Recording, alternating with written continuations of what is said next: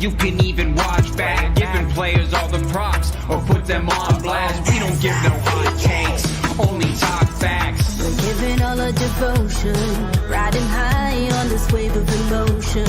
Going all out, yeah, 'cause this is our time.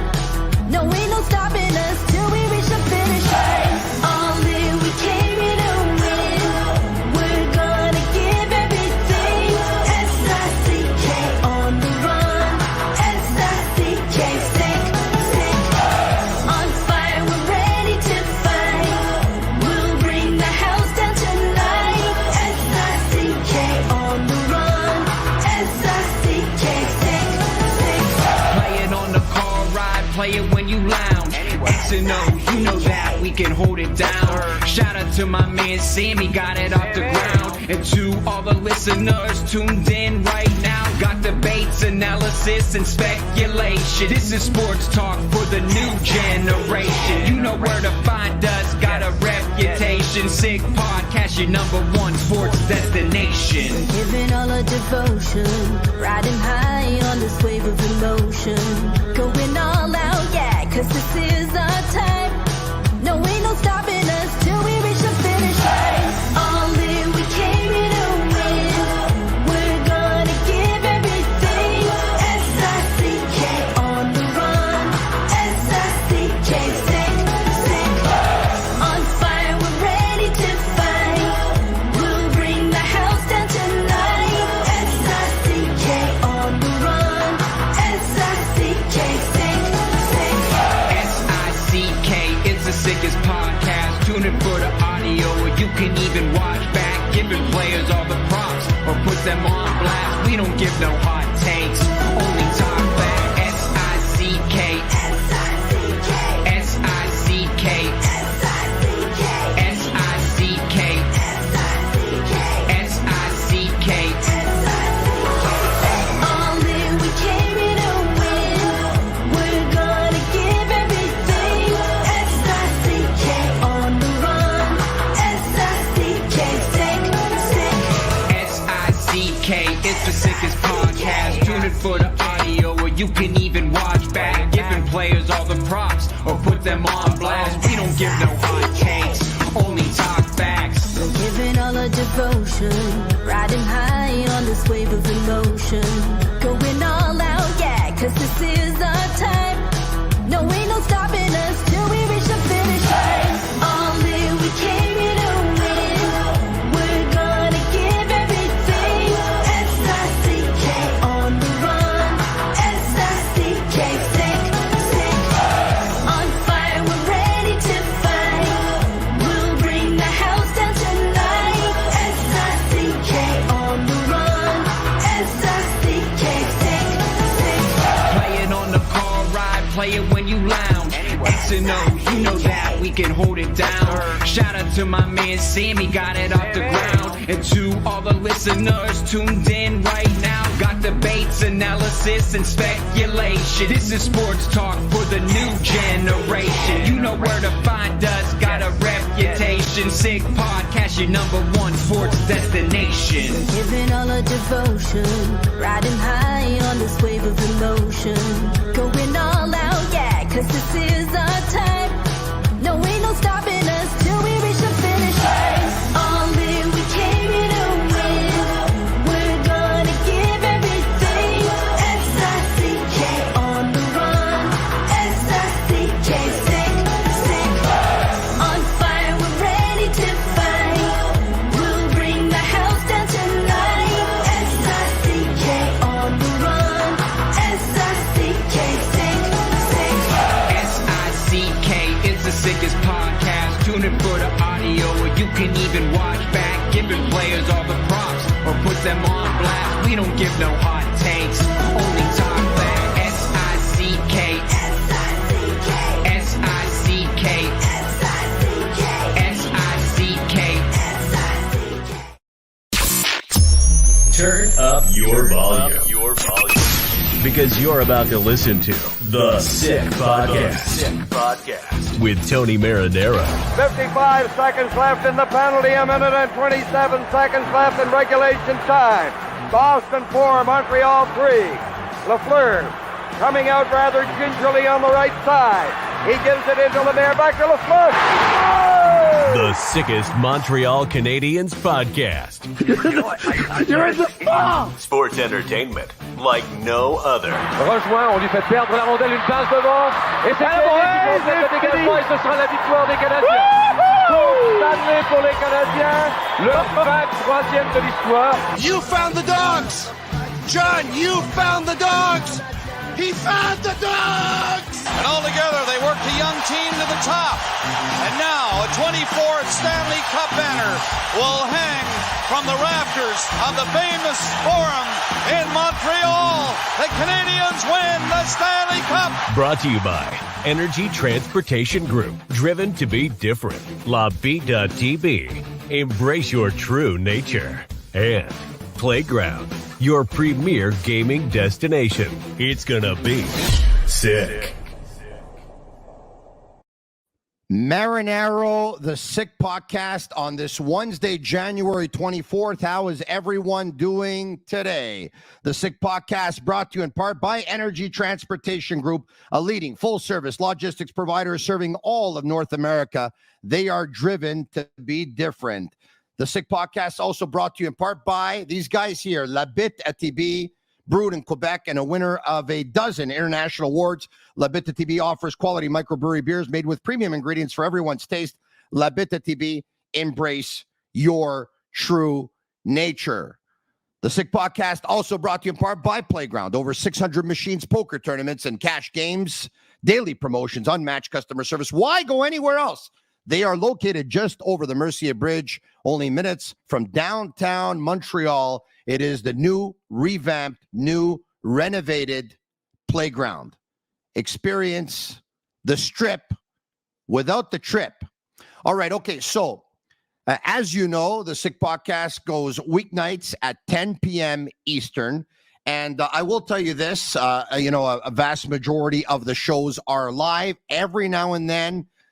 Because of whether it's my schedule or the schedule of one of our collaborators, we will pre-record a little bit earlier. So in all transparency, what you're watching right now has been recorded a little bit earlier in the day because our regular collaborator on Wednesdays is Craig Button, TSN Director of Scouting and Hockey Analyst, all right? But, of course, tonight was a big night because it was the CHL/NHL prospects game. So by the time you're watching this, the prospects game was probably actually over and you'll already will have watched it. And so we're not going to talk about the game, but we will talk about some of the prospects. So without further ado, I bring on Craig Button. And once again, I'm pre-recording because Craig Button obviously is working that game. Craig, how are you? I'm good, Tony. Maybe what we should do is maybe we could do the show, the Sick Podcast, while I'm doing the broadcast, and we just go back and forth. I don't know if people remember Rod Black. Rod Black is a brilliant broadcaster. Yes. And I had the opportunity to work with him a number of times, and he's fascinating. He would have two phones. He'd be calling the play-by-play. He'd be answering texts on both phones, never miss a beat.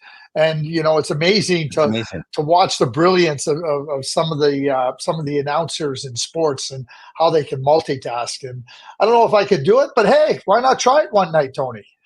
That's the sign of a very talented broadcaster for sure. I'm not sure. TSN and the Sick Podcast coming together. I'd have to see it to believe it, but crazier things have happened. You never know. You never know. Look, we're going to talk about some of those prospects. I have the lines for Team White. I have the lines for Team Red. We'll do that. But because it's a Montreal Canadiens podcast, of course, I'd like to start with the Montreal Canadiens, who, Craig, I said this earlier today. I put it on social media somewhere, and I said, look, I totally understand the rebuild. As a matter of fact, I've been all for it, and I endorse it. I understand there's going to be growing pains. I understand there's going to be bumps in the road. I understand the National Hockey League's not easy. I understand there's a lot of good teams out there as well. But it doesn't take away from the fact that I'm very disappointed what I've seen in the last 3 games. A game in Ottawa last week on Thursday where they lost by a score of 6-2. a game in Boston on Saturday where they lost by a score of 9-4, and last night in front of their fans, losing by a score of 4-1 once again to the Ottawa Senators. And what I didn't like is not so much the 3 losses. What I didn't like is the way they played 75% of those 3 games. I mean, the game in Ottawa, they pretty much gave up with about 30 minutes left in the game. The game in Boston, they pretty much gave up with about 19 minutes left in the game. And the game last night versus the Ottawa Senators, I thought the Montreal Canadiens did not put their best foot forward. I didn't see the defensive structure. I didn't see the defensive awareness. I didn't see the second effort. I didn't see the compete. And for me, it was a test of character last night. You know, you got obliterated by the Senators last week. You know, show them your bite. Show them the fact that you want to get. I just get back at them, and I it's rare that I've been down on this team this season because I know the context that is, Craig. But I think the last 3 games have been very disappointing, to say the least. Marty St. Louis, after the Boston game, was very somber, and he talked about how the league can humiliate you at times and leave you in a place that's really uncomfortable. And you're right. I mean, that game in Boston, I mean, it was a back and forth affair for 2 periods, and then it really got away from Montreal in the 3rd period. And Boston's a very good team. I go back to last week versus Ottawa. Ottawa played a good game, and certainly Montreal in that game, I didn't think, I know you said 3 quarters, I didn't think in that game they were really there. In the game on Tuesday night, they got overwhelmed early. They found their legs in the 3rd period, and they really carried much more play. What were the shots at one point in time? I think they were 17-3 for Ottawa. So, you're going through a stretch of the game where you get 3 shots on goal and you're not even close to threatening. And I think, it's almost like, you're in the water, you're on the beach, you're at the ocean, and these waves just come, they sweep over the Montreal Canadiens. And I think that's what happened to them last week against Ottawa. I think it happened to them in the 3rd period against Boston. And then it started like that versus Ottawa. But a team right now where the Montreal Canadiens find themselves, and I think this is really important, Tony. It's one thing to have young players. It's one thing to try to be working through the development part of your individuals and your team. But I think right now, when you start to get overwhelmed, and it doesn't, in this league, you can really get yourself into a deep hole. And I'm talking about in games, when you get overwhelmed for 20 minutes. And I think 2 things have happened to Montreal. Number one, some of the injuries are starting to rear their ugly head, in players. Some of the players, the challenges of playing in January and February and March are different than playing in October and November when you're fresh. And when you have some injuries and then now you still have some inexperienced players, you can get overwhelmed. And Marty St. Louis, I think, sometimes all coaches, you want your team to play a certain way. But sometimes you got to get your team into a space of just like, we're not going to do things that maybe we would like to do, but we're not going to do things that are going to hurt us. And I think the Montreal Canadiens right now look like a team that's not sure of themselves. And I think this is where coaching comes in. Okay, we're going to simplify. Over the course of a season, you run into these, what I call bumps in the road. The All-Star break is on the horizon. The break is on the horizon for the Montreal Canadiens. So I think that right now you have a team that certainly has given the fans, I think, every reason to be excited about the future. But right now they're going through that present period of time where the bumps on the road are really significant for them. And right now, it's not like they get overwhelmed for the whole game, but they're getting overwhelmed at times in the game where they can't really get themselves kind of steadied again. And that becomes a real problem. And I think for the coaching staff, it's giving them a plan that says, okay, you know what, like, and I hate to use words like survival or tread water, but changing it up a little bit in terms of how they're going to play to protect the players. Like, I think that's where you got to get to. This team isn't making the playoffs. So how do you protect the players and how do you protect their confidence? Craig, when Marty St. Louis was hired, I think the Canadiens were sending the message out to everyone that, the face of the team, the way they were going to play was going to be a high tempo offensive team, right? With offensive ideologies, very attack minded. And I'm all for it, by the way. Okay. Some will argue that offense doesn't win championships, defense wins championships. And by the way, and I buy that. I think you have to learn how to play defensive hockey. There's no doubt about it. But I look at it from a fan perspective as well. Fans, it's an 82 game season. They'll get 41 games on home ice that they'll be able to attend if they want to, plus the preseason games. They'll be watching throughout the entire. They want to be entertained. Only one team will win the Stanley Cup at the end of the year. And players love to play in offensive systems, right? Because offensive systems means they usually pick up goals, they pick up assists, they pick up points. And the more goals, assists, or points they pick up, probably the more money they're going to end up making. All right. It's a lot more fun. There's a lot more glory to playing offense than the glory that you'll get when you play defense. Having said that, they seem so behind on their defensive game, on their defensive awareness, on their defensive assignments, on their defensive structure. There's a little bit of confusion when to play man and confusion when to play zone in terms of defensively.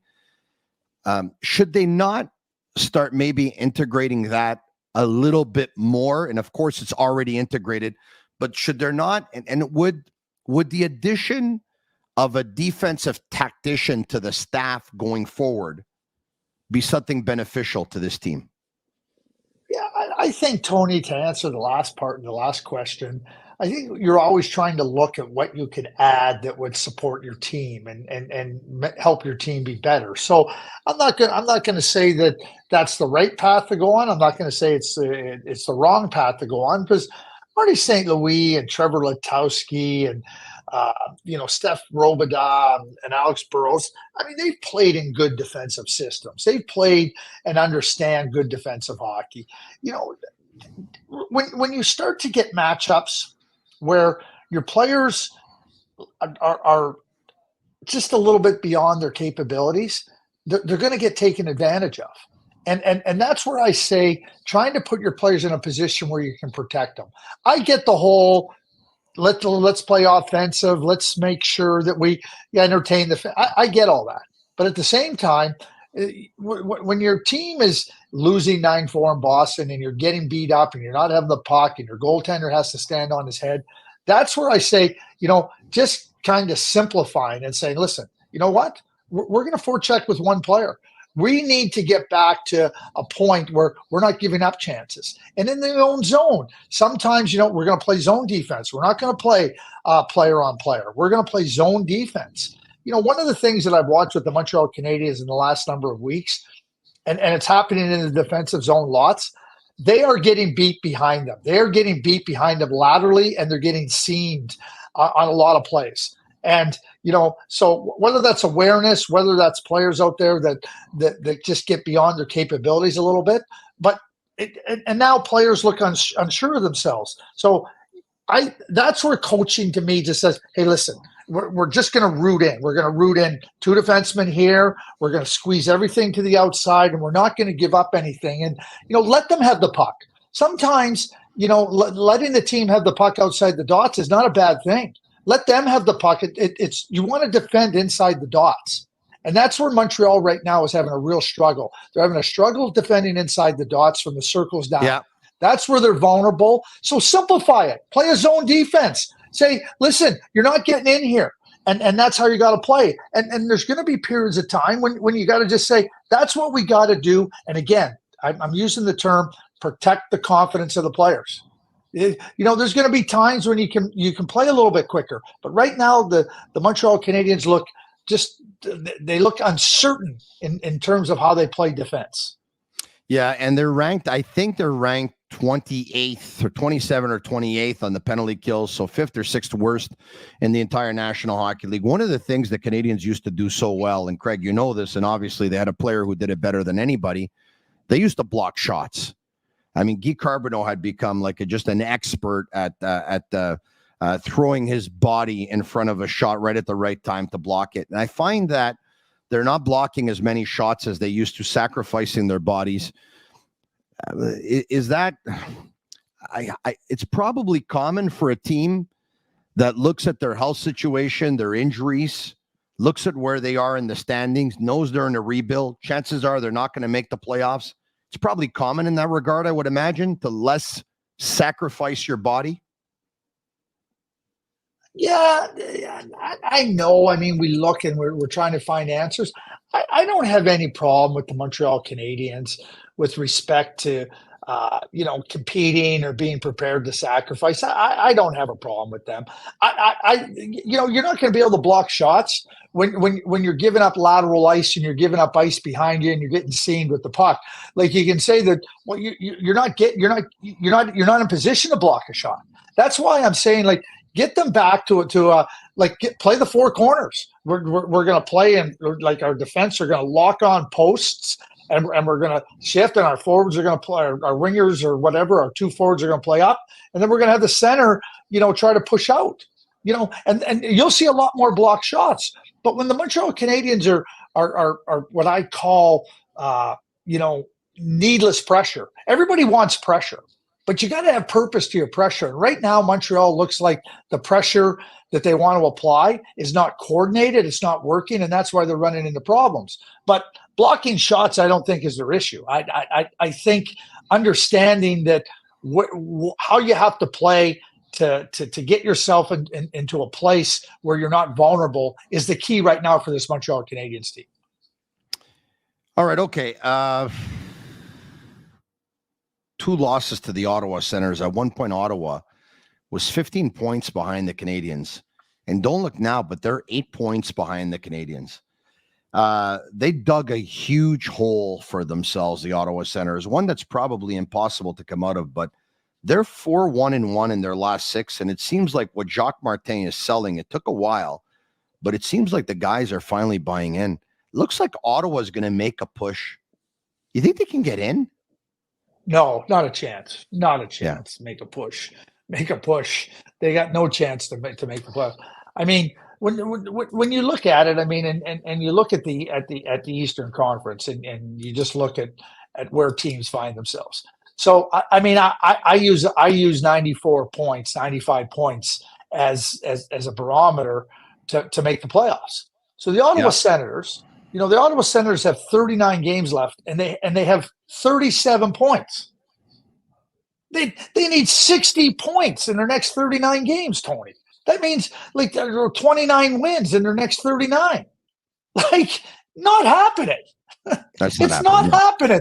They got no chance. All right. I squashed that. But no, but I take a look at, I don't understand how they got off to the start that they are deep at the forward position, especially. I mean, they have a lot of talent. So, here in Montreal, a lot of Canadiens fans, it's divided, the rebuild, right? Some have said, okay, you know what? Let's rebuild. You've never done it. We're only 2 years in. Patience. Jeff Gordon's calling for patience. Kent Hughes is calling for patience. Jeff Molson is calling for patience. But there are some fans and some members of the media who are saying, no, forget it. It's enough now. Start trading some prospects. Start trying to get better right away. I asked one of my colleagues, Matthew Bedard, producer over at TVA Sports, to put together a chart for me. If we can bring it up, c'est en français, mais tu vas comprendre. You'll get it, of course. Let's bring up the chart comparing the Ottawa Senators and the Montreal Canadiens and some of their players. Let me put on my reading glasses for this, okay? Ottawa's number 1 centerman is Tim Stützle, who's 22. And who's on pace for a 100-point season. And Canadiens, I don't know why we have Washington Capitals there, okay? So that's a mistake. Canadiens who have Nick Suzuki, who's 24 years old, who's their number 1 centerman. Canadiens' number 1 goal scorer is Cole Caulfield. Ottawa's number 1 goal scorer is Brady Tkachuk. Caulfield's 23, Tkachuk is 24. If you take a look at wingers, Slavkovsky's got 6 years on Drake Batherson, but I just put them together because they're both wingers on the top 2 lines of their respective teams. Goulie's a horse. He's 22. Chabot's a horse. He's 26. Kirby Dach is, second-line centerman on the Montreal Canadiens. Josh Norris would be a second-line centerman on the Ottawa Senators, even though he's playing on the first line between him and Stützle 1-2. Doc and Suzuki 1-2. Newhook is a winger / center. Pinto's a center. Newhook's 22. Pinto's 23. Now, there's other names that are not on this list. Like, for example, 21-year-old Jake Sanderson for the Ottawa Senators. And of course, Lane Hudson or Logan Mailloux for the Montreal Canadiens. And there are others, okay? My question to you is, when you take a look at the talent that the Senators have stockpiled and the talent that the Canadiens have stockpiled, would it not be a blessing? Can the Canadiens already compete with this? Or would it not be a blessing in disguise for the Canadiens to have another crack at a top 5 pick here and have a better pick than the Ottawa Senators? Well, a top 5 pick is always going to help you in terms of being able to, acquire players at the upper end of a draft. Now, what I would say in that regard, there's an age difference between a number of those players. And when you look at the Montreal Canadiens and when they started the rebuild, the retool, whatever you want to call it, it now becomes a case of they're early in on it. The Ottawa Senators can't say the same thing. So I think the Ottawa Senators, the expectations, they had 86 points last year. They're ahead of the Montreal Canadiens. And you would expect that just based on, what they were able to do. And, the Montreal Canadiens have a stockpile of prospects. They have 22 draft picks in the next 2 years.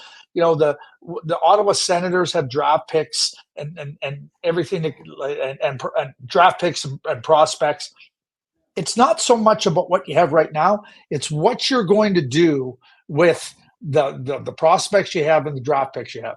Montreal can draft 22 players in the next 2 drafts. They're not signing them all. They can't sign them all. So you can't keep them all. They have players. They have lots of defensemen in the system. They're not all going to play for the Montreal Canadiens.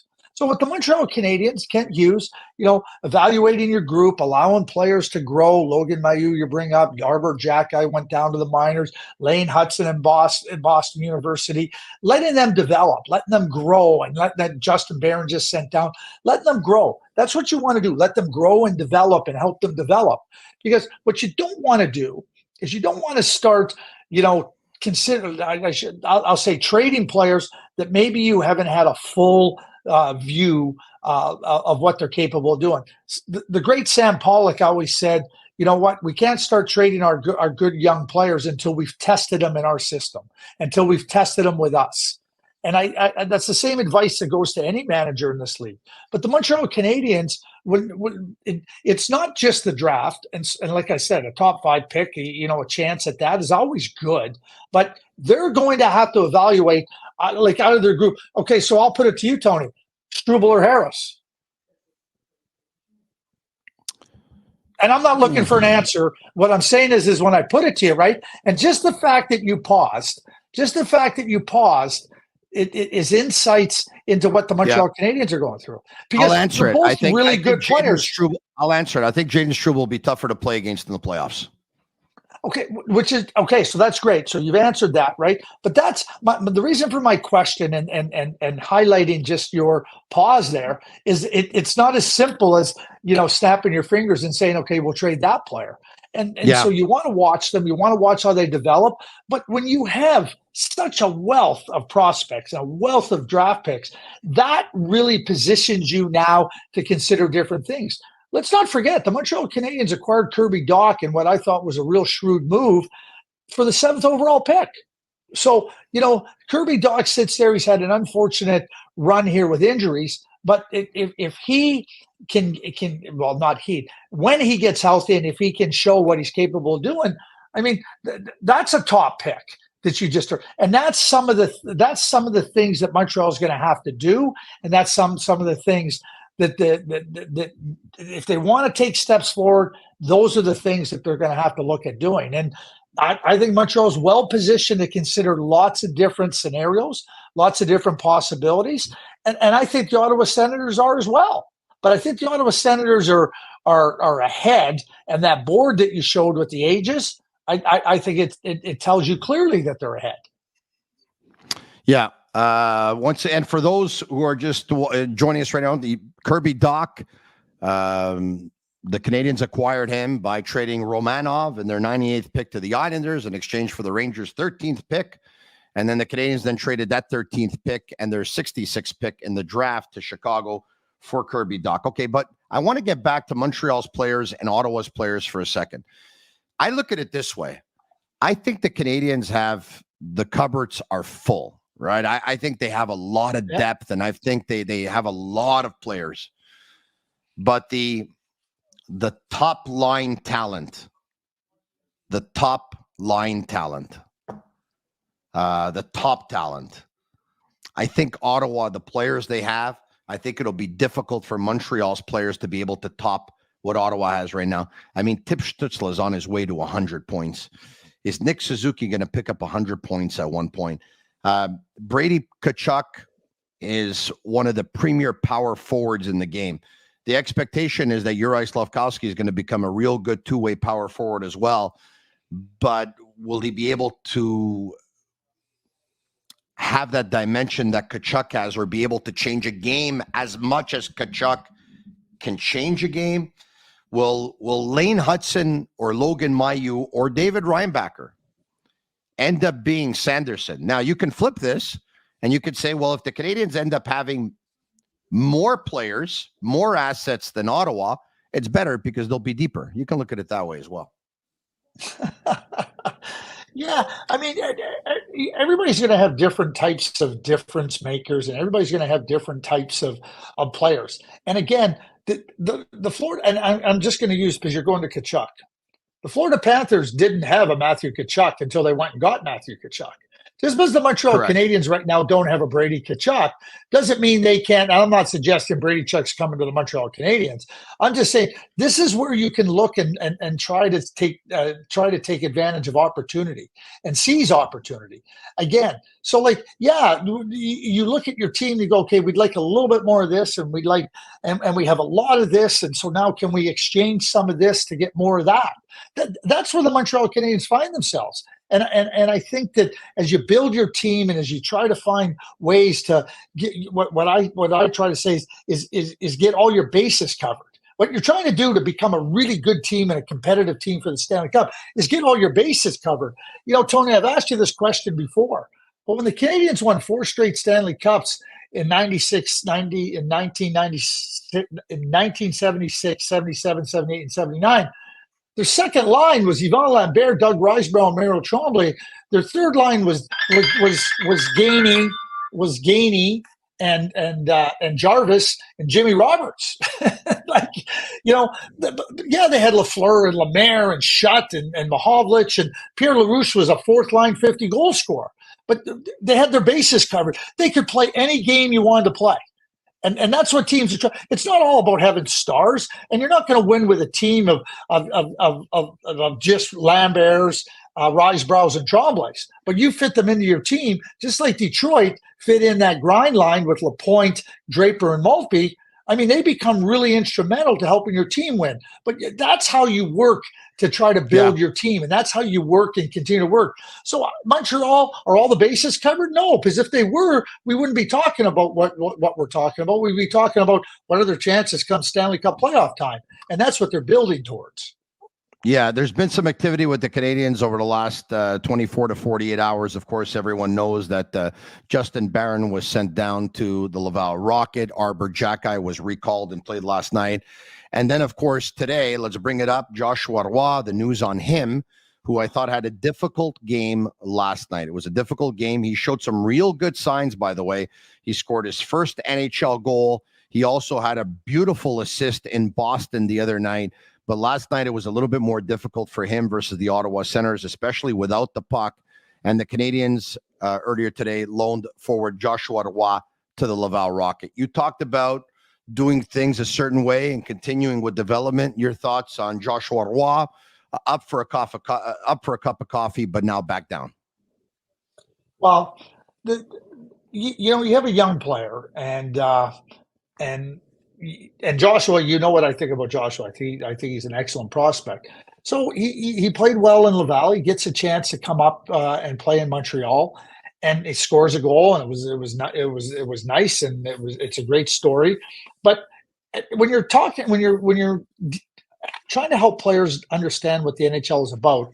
You can tell them and tell them and tell them. But when they come up and they see how fast it is, how competitive it is, how strong the players are, how quick you have to do some things. So Joshua Watt, to your point, starts to show, okay, he's not really quite ready. That's okay. But what he leaves with here is really valuable experience. He leaves now with skin in the game. He leaves knowing, okay, I got to be a little bit quicker. And, all the developmental aspects the Canadiens exercise with their players, there's nothing better than those players go, oh, I get it. I got to be a little bit quicker. When JF Houle is telling young players, you got to be quicker, and they think they are, and then they get to the NHL and they see how quick things happen, that is also part of development. So for Joshua Waugh right now, like a good taste of the NHL, understands, goes back. I really don't. I have no doubts about his potential to be a really good offensive player for the Montreal Canadiens. And he'll go back to Laval and take those experiences that he just had and apply them and get himself even more ready. All right.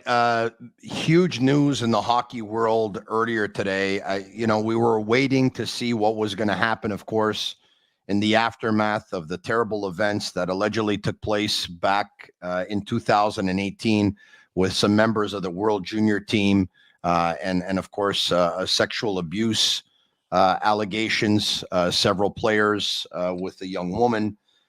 In the last couple of days, hockey players have left their respective teams. The names are not out. Earlier this morning, the Globe and Mail said that the 5 players have been arraigned by London police.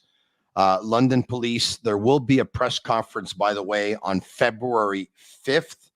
At the time of this recording, the names are not out yet, but we do know which players have left their respective teams in the last couple of days, whether it's them or not.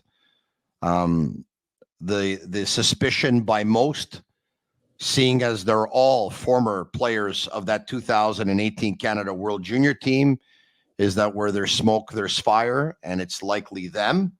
But once again, at the time of this recording, the names are not out, but we will, if we can bring up the graphic of various teams.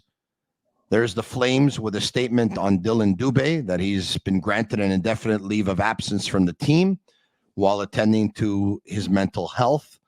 The Flyers followed with sending out a press release that Carter Hart would be stepping away from the team and time for himself.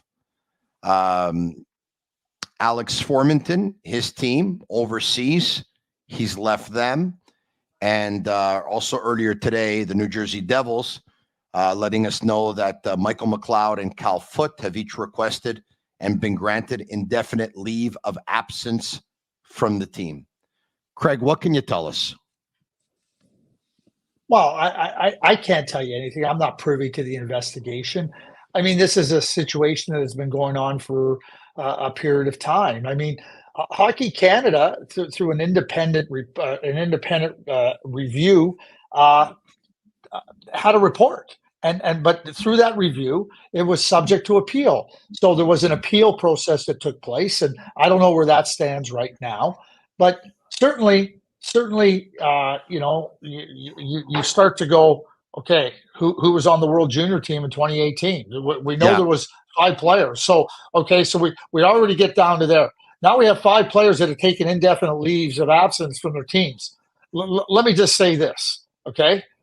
I was born at night, but I wasn't born last night. And that is no coincidence. It's as simple as that.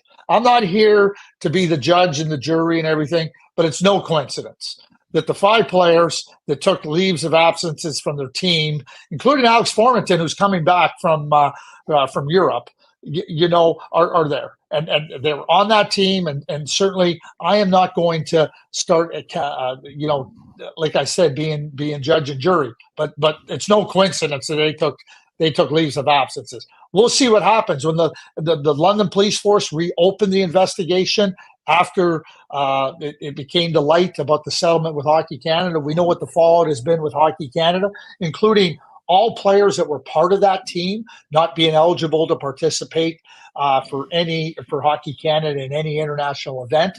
So we also know that there's players that are that are being prohibited from playing internationally for Team Canada that are going to be found, not involved, that we know weren't involved. So, the ramifications run far and wide, and certainly this is another step in this investigation. We'll get more answers. Obviously, Hockey Canada had done an independent report. Now the police investigation in London, we'll hear from them and what they have to say. And then the NHL is going to have a say in this too. So really where we're at now, we're in an unknown period. And what I have to say is it's proceeded. Everybody has said, let's let this proceed and see, what facts bear out. But there's no coincidence here that 5 players all took a leave of absence, in my view. A lot of fans were scratching their heads about a year ago when they heard of all the rumor talk and trade rumor talk about Carter Hart. And they were saying, oh, hold on a second. What's going on here? A year ago, Carter Hart was 24 years old. He's a young goalie. He was 5 years into the National Hockey League. He had goals against averages of 283, 242, 294. He had save percentages of 917 and 914 and 905, 907. Like that's what's going on. I think people understand a little bit better today that the Philadelphia Flyers probably knew something a year ago. Well, I mean, again, I don't know when investigations start to take place or what NHL teams are privy to, or but the bottom line is, again, the 5 players that took leaves of absence were all on that team. So, and it's not like they all play on the same team, and they were going on. And when I say going on, like they all struggled to get. I mean, they're in different places, and again, I don't think it's a coincidence that their leaves of absences coincided now with the report out of London that 5 players have been asked to come to London to answer to the charges. Craig, Patrick Roy will be behind the New York Islanders bench tomorrow night when his team faces the Montreal Canadiens. He was hired, of course, several days ago by the New York Islanders. He has a record of 1 win and 1 loss as their bench boss. His beginning as coach of the Colorado Avalanche was great. The ending was not so great. It was a sour ending between him and Joe Sakic.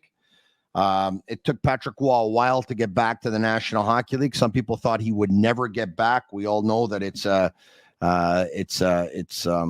there's a lot of people in that league that stick together. And if someone says no to someone, more often than not, pretty much everyone says no.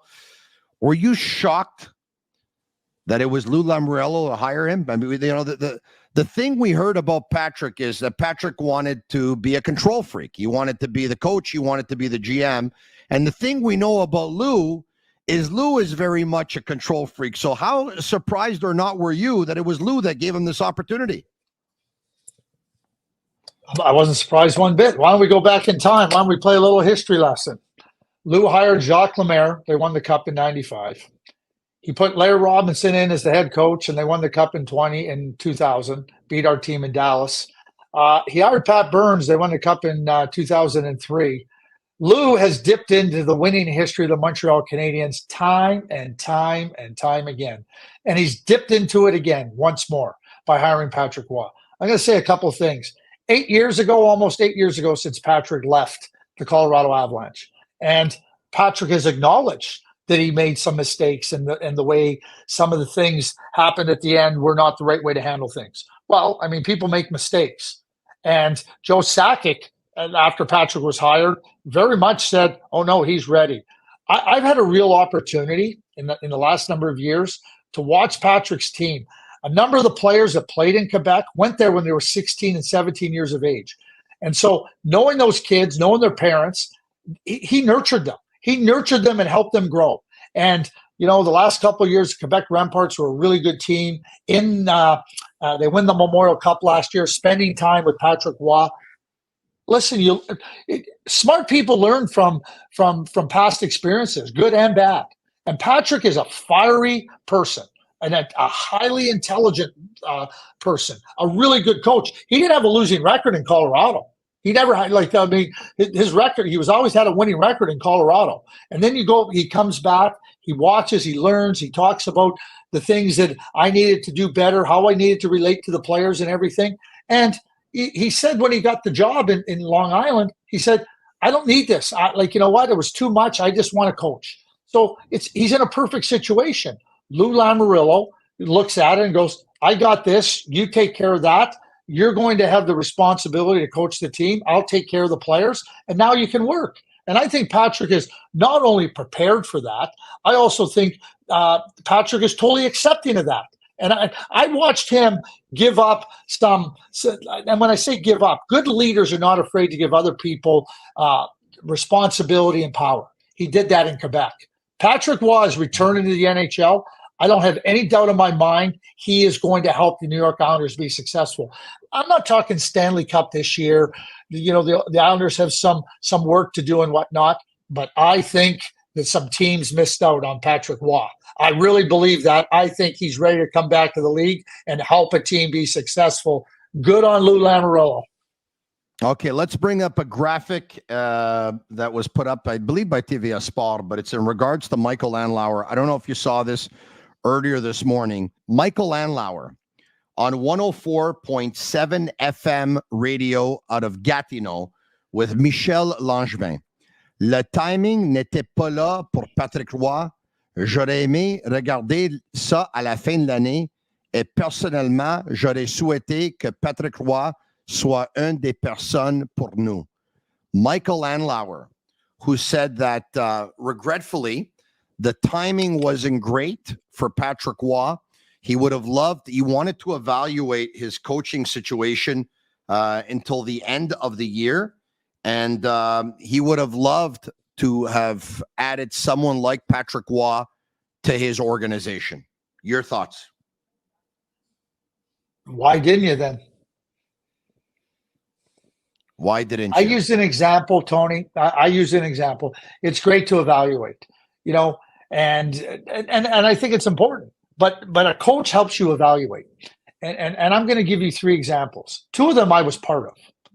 So in 1995-96, Ken Hitchcock was our coach in Kalamazoo in the minors. He was a wildly successful junior coach. He'd had a little stint as an assistant coach with Philadelphia. Came back to our team as the head coach in the minors. Bob Gainey stepped down in January of 1996. We had a really good young team. We had just traded for Joe Nieuwendyk. We had Madonna. We had Hatcher. We had Matvichuk, Lagenbrunner, Lettinen. We had a good young team. We had a really good young team in place. And we looked at our team. We said, we got to start establishing the standard. Bob had felt that it was time for him to leave. And Ken Hitchcock came in there. And from January on, he established a standard. We weren't going to make the playoffs that year. We didn't. We were the 5th worst team in the league. But he established a standard. Go look at our record. 96, 97, 97, 98, 98, 99, 99, 2000. And then, to 2002. Go look at what Hitch did. He set us up for success. In 2002, I was the manager in Calgary. And we had made some moves, including signing Marty Jelena, trading for Chris Drury and Stefan Yell. We had Jerome McGinley. We had a good young defense. We were really in a good place. And our coaching wasn't very good. And I went and hired Daryl Sutter. Daryl Sutter came into our team in December, just after Christmas. And he took our team and set it up big time. I wasn't there. I was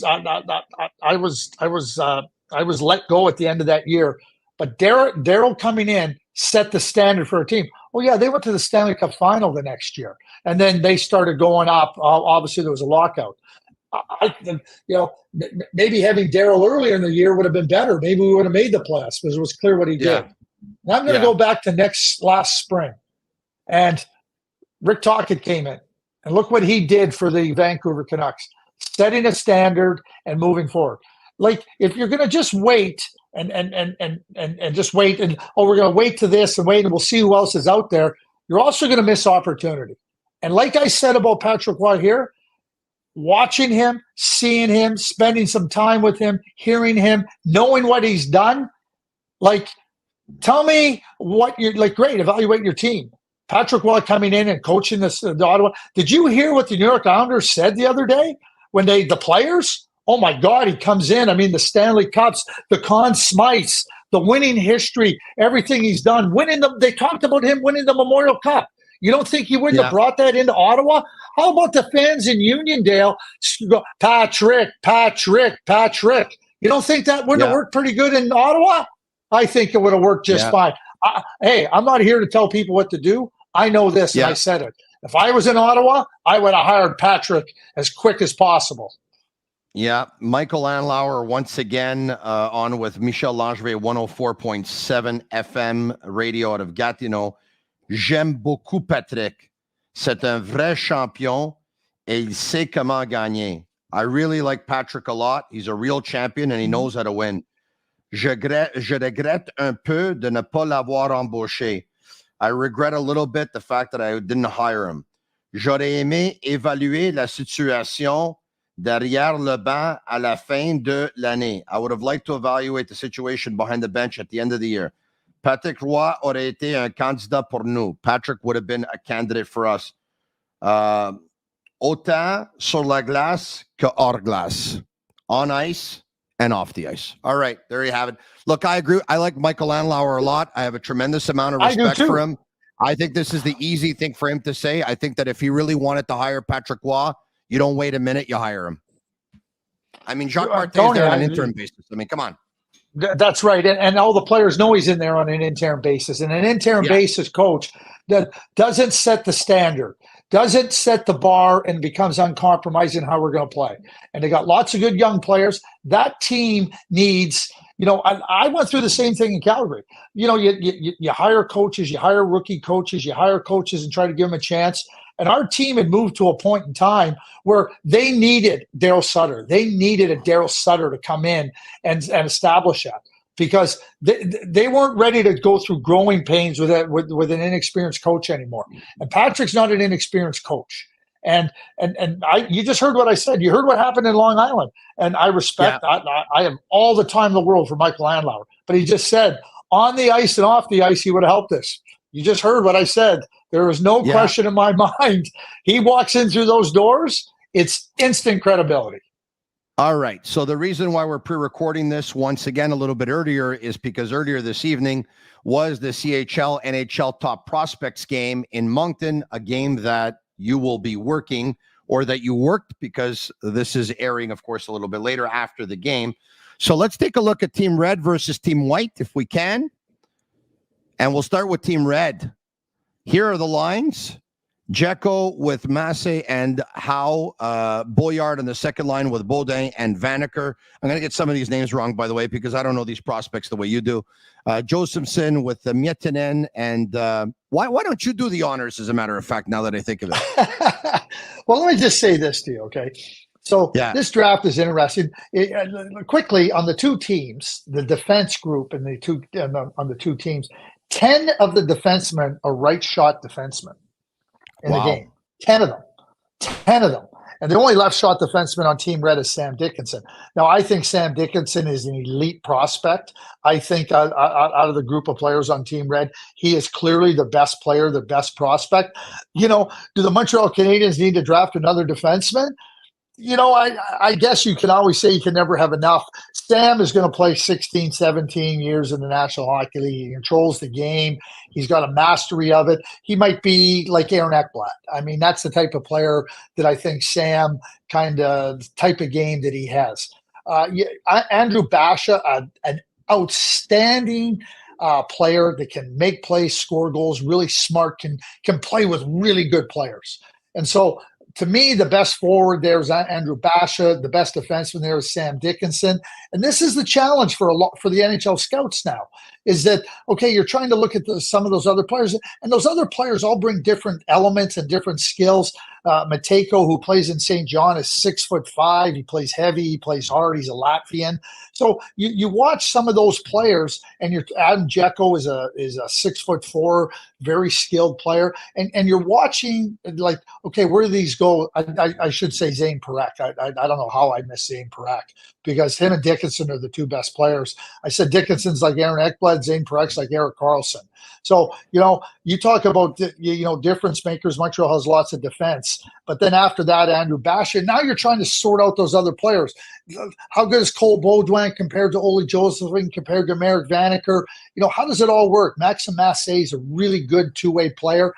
Ryerson Leenders is a goaltender that's going to get drafted, but he's probably not going to get drafted to the 4th or 5th round or even later, just because he's a sub 6'1" goaltender, and NHL teams are just not drafting those goaltenders early. So that's Team Red, and the scouting process is trying to figure out those other guys. There's a name there that I recognize playing left wing. The family name, of course, is Aginla. How well do you know this player? He's pretty good. Wow, he's really a good player. He's a lot like his dad, Tony, where the whole is greater than the sum of the parts. He can score goals. He's smart. There's not one individual area where he stands out as the best in class, but you put it all together, the smarts, the shot, the ability to compete, understanding, where the hard areas are and finding ways to be successful. Really, really good player, and a player that can play with good players. Liam Greentree, a young player, he just was named captain in Windsor. Another really well-rounded winger that can use his body. Berkeley Catton, we've heard a lot about him. He's Mike Richards. If people remember Mike Richards, that's who it reminds me of. Tarek Parasek is a highly skilled player. Jet Luchenko, another really skilled player that can do a lot of things in the game. And then you got Carter Yakimchuk, another right shot defenseman, plays a game like Evan Bouchard, really, really strong in terms of taking the puck and making plays offensively. Spencer Gill, he's a native of Moncton, playing in his hometown, plays up in Rimouski, and one of those quiet, settling players that you win with. And so, you're trying to figure it out. Luke Misa is a younger player, very skilled. His younger brother, Michael, exceptional status. But you're looking at some players that have some skill, that have some different abilities. And this is where the NHL scouts, you only get one crack. Some teams will have 2 picks in the first round and maybe some more picks in the top 2 rounds. You get more cracks at these guys, but you're trying to sort out, again, I'm going back, you try to get all your bases covered. Well, for the NHL teams now, it's trying to get your bases covered in the prospect cupboard. And it's a great opportunity for the kids to go out. They want to be up. They always want to put their best foot forward. I think it gives them a chance to test themselves against the other top prospects in the CHL, and that's always fun. And certainly, it's one game. It's not the end all and the be all, and you got to keep it in mind. It's a body of work, but it's fun for the kids, and then, they get up. They get a chance to be on national TV. Craig, thanks so much for your time today. Really appreciate it. The next time you and I are going to talk, which is most likely going to be next week on Wednesday, will be a bye week for the Montreal Canadiens. So we'll have plenty of time to talk about the game that the CHL, NHL top prospects game that was. And of course, we'll talk about other prospects because there's so many names that are being thrown out there right now. I know Bob McKenzie came out with his list. One of our regular collaborators, Grant McCagg, came out with his list. We have Simon Boisvert, who's very, very passionate about some of the prospects as well. He's got some players that he's really high about.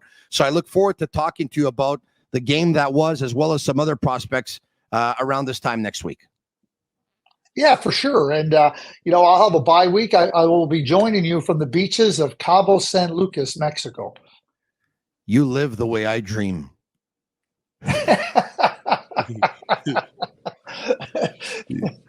That's it. I'll take that, Tony. I'll leave on that note. You live the way I dream. There you have it. TSN hockey analyst, of course, and director of scouting, Craig Budden. Thanks so much. We appreciate it. Once again, special thanks to all of you watching and all of you listening, to you, my Sick Army, and you, my Sick community. If you liked it, like it, share with your friends, comment Sick, S-I-C-K. Leave us a 5-star review on Apple. It's our way of feeling the love. And special thanks, to, of course, to our partners and sponsors, Energy Transportation Group, as well as Labita TV, as well as Playground. For Agnello and Sammy and Julianne at Master Control, they're Cavallaro. I'm Marinaro. And that's a wrap. Hope you don't miss us too much until next time. Follow the Sick Podcast with Tony Marinaro on YouTube, Instagram, Facebook, Google Play, and Apple Podcasts. The Sick Podcast is brought to you by Energy Transportation Group, driven to be different. La Vida TV, embrace your true nature. And Playground, your premier gaming destination.